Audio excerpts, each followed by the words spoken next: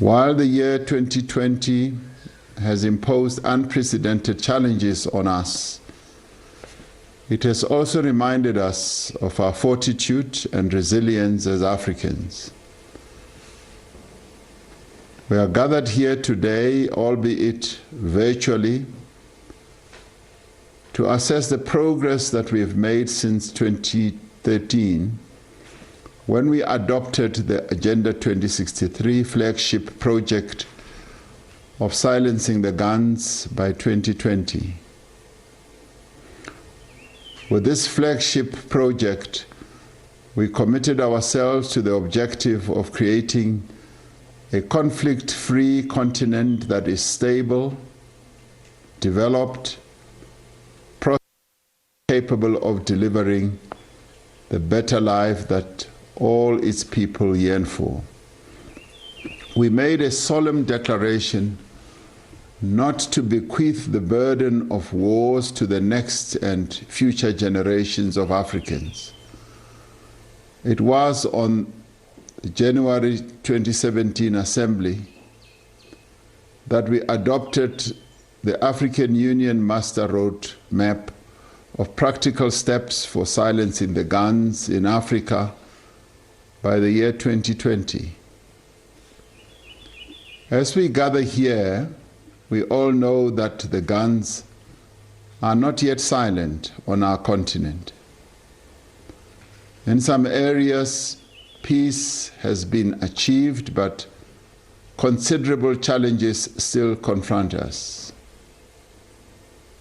There are shortcomings in implementation that must be addressed urgently because they diminish our ability to consolidate peace, prevent the recurrence of violent conflict, build social cohesion, deepen democracy, and advance economic development. Peace and stability will remain elusive if we do not address the connection between security and development.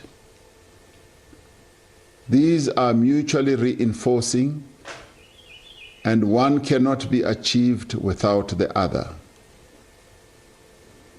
Sustainable peace can only be achieved by building a just world and a rules-based international order that is inclusive and that addresses the root causes of conflict, such as poverty, injustice, and discrimination.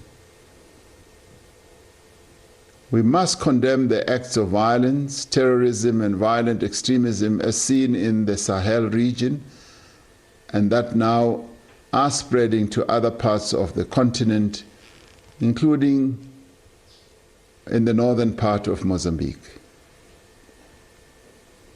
We equally express our grave concern about the current situation in Western Sahara, which demands that every effort is made to facilitate the self-determination of the people of Western Sahara. We need to reaffirm our commitment to the full and successful implementation of the AU Master Roadmap of practical steps to silence the guns in Africa.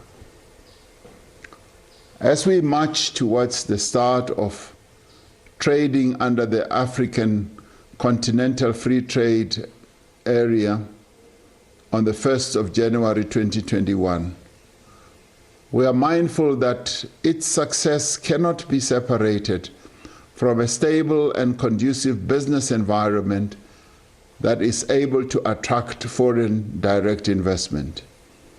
We need to address the root causes of conflict in our societies through a multifaceted approach that will require improved governance, entrenched democratic norms, respect for human rights, and the political will to capacitate our institutions.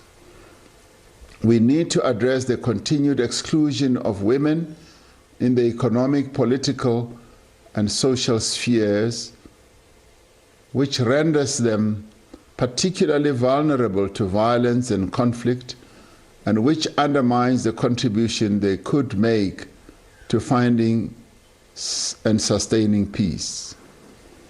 We welcome the ongoing efforts to create a conducive environment for the effective participation of women and youth in peace and development processes.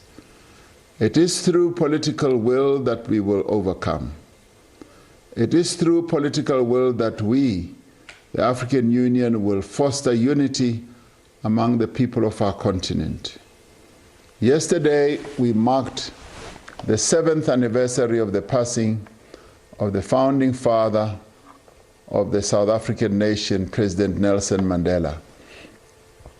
As we continue to remember him and draw inspiration from his lifelong dedication to the African cause, it is fitting that we, who are given the privilege to lead our people, work practically to give meaning to his dream of an Africa which is at peace.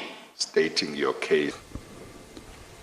Let us work to realize the dreams of our forebears and ensure that the next and future generations of Africans will reap the rewards of an Africa that is at peace with itself. Of course, that session continues for the day, and we'll continue to watch developments there.